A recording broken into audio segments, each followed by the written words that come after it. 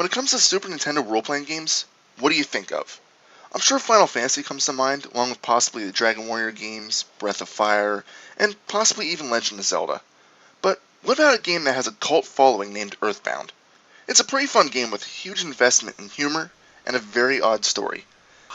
It's a shame because there could have been a few improvements to the formula, but that'll be discussed all in due time. You play as a boy named Ness, who you can rename in the beginning of the game. Actually, before we get onto the characters, let's talk about the way the game begins. You'll be asked to answer a few questions to customize your game, such as character names and stuff that plays a small role in the game, such as your favorite food and favorite hobby. One of the issues with this is that for the characters, there's a 5-character limit for the name. That really narrows it down considerably, so when I renamed Ness, I had to go with Reap. You can choose to randomize the name, which isn't really random at all, but instead cycles through about 6 names for each character. Most of the names are pretty standard, but for the monk from Dalam, Pooh? Seriously? You can name a monk Pooh? What the hell? Naturally, I had to pick that name. It's too childish to pass up, and considering that you actually play as kids in this game, why not? Anyway, you only really get control of 4 people during the entire game. Ness is your main character, and he's naturally the tank of the group. He's well-rounded, but hits hard.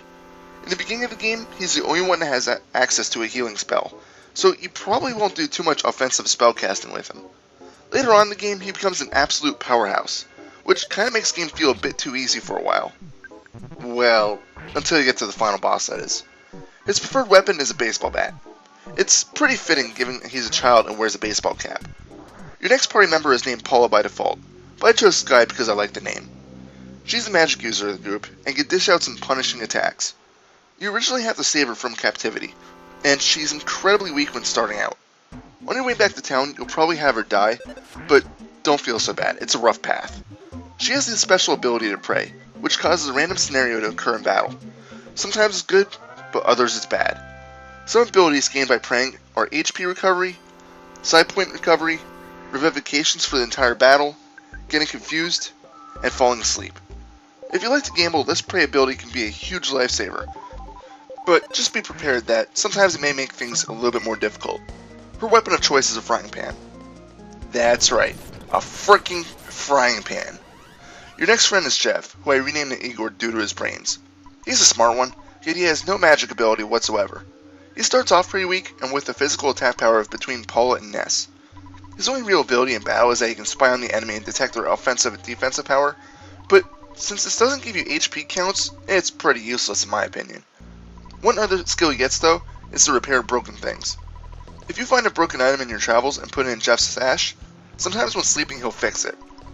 Oftentimes the items that he repairs turns into stuff that's more of convenience, but isn't really worth anything.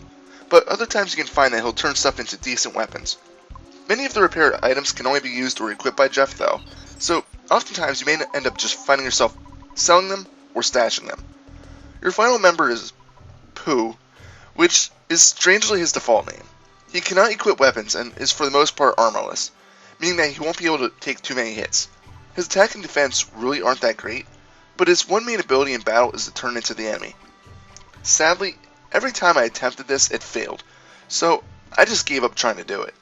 He does, however, get access to both offensive and defensive magic, including a powerful attack that only he has access to called Starstorm. Just like many other of the good spells, it's a PP hog, and should be used sparingly. Now, you know who you're going to be playing as, but there's plenty of other recurring characters too. Ness's sister Tracy works at Escargot Express, otherwise known as the place who'll be storing extra goods. Ness's mom cures homesickness, which randomly gets thrown at you and sometimes causes Ness not to respond in battle. His dad will save your game when you call him, and will also tell you how much experience you need till the next level. You'll also meet up with a few other people who will pop their head around every once in a while, but oftentimes you'll be expecting to see them again just to find out they practically fell off the face of the planet. It happens more and more near the end of the game, and it just makes you wonder if the developers were trying to just rush the ending. There's plenty of evidence to that, which I'll get to later. Let's talk about the graphical quality for a bit. Yes, they're pretty primitive, and it's not something you really expect in an SNES game. However, you'll soon learn that the style fits the game perfectly. It's such a lighthearted game that you really wouldn't expect anything real gritty or realistic. So although it does look childish in nature, it fits. That's not to say they're bad though. The characters, especially in battle, look oddly misshapen, but that was pretty much the goal. Everything about the game just looks awkward yet fitting. That's not to say there's not some oddities in the game. You'll see the Tendos who have a village where there are all these little, small, shy creatures that refuse to talk to you until you get them a book. The book is actually called Overcoming Shyness, and you have to jump through hoops just to get it. Another race of people are the Mr. Saturns. These are some very strange-looking creatures that talk even stranger. It's pretty funny though, and you'll be making return trips here every once in a while. Just as the visuals are childish in nature, the sound is equally as juvenile. The music really isn't that good, and it's easily forgettable. The battle music is slightly better, but not by much. The only stuff that's really good is when you meet the Runaway Five, a jazz group that is heavily indebted to a few people. You save them several times, and they usually return a favor. Other than the songs played with the Runaway Five, there's really no music to remember in this game. Let's move on to the real meat of Earthbound, the battle system. I know what you're thinking. Isn't the story usually the strongest part of a role-playing game? Well, not this time around. Unfortunately, the battles aren't really anything either. A good chunk of the time, you only go up against one enemy. That's right, a 1-on-4 battle. The problem is that with this, especially later on in the game, the enemies have such large health capacities that it takes forever to kill them. And while it's taking you a while, often these enemies have the ability to kill you in 1 or 2 strikes. It can be especially frustrating in the boss battles, but thankfully you have something called a rolling meter to help you out. Basically, when you get healed or you get attacked, it's not an immediate adjustment. Basically, it decreases steadily, and if it's a mortal wound, you're not dead until that meter hits 0. What this means is that if you can manage to either end the battle or heal the wounded person, you'll save them. As soon as the fight is finished, the meter will stop where it's at if you're hurt, or finish healing if you were recovering. It's a very interesting system, and one I would like to see in other games. You also occasionally have the chance to survive deadly attacks. Basically, depending on your luck, heavy hits may take you down to a single health point. This gives you one last ditch effort to save your ass from impending doom. Unfortunately though, the battles look pretty bland. I get it that they were going for a simplistic design, but you don't see your party at all. Side attacks look very basic, and other than those, there's no animation other than the really trippy background effects. Because of this, after a while the game starts losing its charm, and you'll just be mashing A to get the battles over with. You also get to influence how you start each battle, in regards to preemptive attacks or surprise attacks. Basically, you see every enemy on the screen. When you get within range of them, they will typically move toward you. When you and the enemy touches, the battle starts. If you're facing a creature head on head, it's a normal battle. If you can manage to face it on its side or back, you'll be able to throw the first hit, and vice versa. You can tell which is going to occur because if the enemy throws a surprise attack, the screen will turn red. If you manage to do it, it'll turn green. It's pretty cool. Even better, you can completely skip certain battles. If you get into a fight and you have massive advantage over there, usually due to your level, the battle will show as if it's going to start, and then suddenly just end before it even begins. You'll get the full rewards, so you don't have to worry about wasting experience. You'll usually know that you can skip a battle when the enemy automatically runs from you. The other thing is, when there's a ton of enemies on the screen, typically in smaller dungeons with insect-like monsters, the game will slow down dramatically. It's not a game breaker, but it can be annoying. Okay, so let's say you fail and the game is over. Thankfully, you don't need to start over. You get asked if you wish to continue, and if so, Ness revives out of hospital with half the cash he was carrying. Anything you have stored is safe. You will need to revive the other party members for a fee though.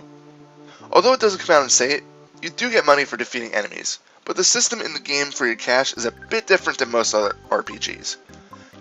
Basically, your dad pays you for each monster killed, so although you don't get the money up front after a battle, if you go to the ATM, you'll see your funds increasing.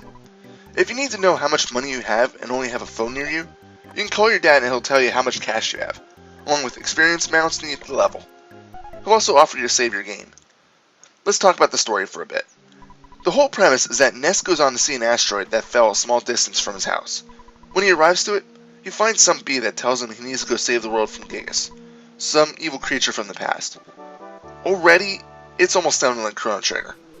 Anyway, the bee dies when Ness's mom kills it, and Ness then goes on a long journey to find 3 friends and defeat Gigas. You start off in Onit, then walk to Twosome, Threed, Fourside, and so on. Many of the town names are like this, but sadly after Fourside there's no more numerical town names. Instead, they're just generic names like Winters for a snowy landscape, Summers for a vacation resort, and Scaraba for a desert village. Again, the comedy is great, as the NPCs usually have really goofy things to say, but it does start getting old around the time you get to Fourside. You'll have to do quite a bit of backtracking, especially around Fourside. You'll need to find a diamond, give up a diamond, get to a monkey cave to give about 24 monkeys different items just to let you pass an maze-like dungeon, which, in my opinion, is really stupid and monotonous. You go to a desert, and eventually fight dinosaurs. All the while, you'll be stopping at 8 magical focal points to record sounds in a soundstone. Once you've obtained all 8, Ness gets buffed and officially becomes superhuman. His stats receive such a large boost of power he can seriously be called a tank. It's needed though, because soon after this you'll be fighting some really difficult creatures, and the final boss isn't too far ahead. The only problem is that it often seems like the game is being too weird and forgets what the ultimate story goal is. It's like you'll be working on some sort of quest and suddenly you'll reach a sound source and fight a boss. Then forget about the story until the next one. About 90% into the game it realizes, hey, maybe we should actually wrap this story up. And then by then, it just rushes it. It closes out in a matter of minutes, but by then, the humor is recycled and you're just praying the game is over. It really makes no sense when it's thrown at you that you need to become a robot so that your soul can go back in time to defeat Gigas. But then the professor meets up with you anyway. Why a robot? This makes no sense. So let's move on to the final boss. Gigas has about 3 forms, which is the norm, and each one might make you feel like you're on acid. He's got a brutal attack which typically kills one of the kids outright. The problem is that he does this almost every turn, making him unnecessarily frustrating. The first 2 forms aren't too bad, but the final form takes the cake. The only way to actually damage him is to have Paula use her prey skill 10 times. If she dies and you don't have a way to revive her, you may as well just kill off the rest of your party. It sucks because there's also no save point directly before the boss. You have to go through a hard area with enemies that will have no problem sucking your magic dry. The other problem is that the final form of Gigas is extremely drawn out, with a lot of text and cutscenes. If you die, expect to spend about an hour making up what you lost. So what actually happens at the end? Gigas is defeated, everyone goes their separate ways, the game ends. You can actually walk around and talk to everyone again, as the game doesn't limit you on where you can go. Me? I just finished the damn game off by walking Paula home. Earthbound isn't a bad game, but it does start to get a bit stale near the end. It's definitely something I'd recommend you at least glance at least to get a look at the humor of the game. It's also pretty long, probably clocking in about 30 hours or so. Unfortunately, I didn't have a timer or anything for it, so I don't know this for a fact. It's just a guess. Definitely check it out if you're into SNES RPGs, but when you get near the end, just shut your brain off and finish it. It isn't anything to really remember at that point. Final score? 7 out of 10. This is Reaper. Happy fragging.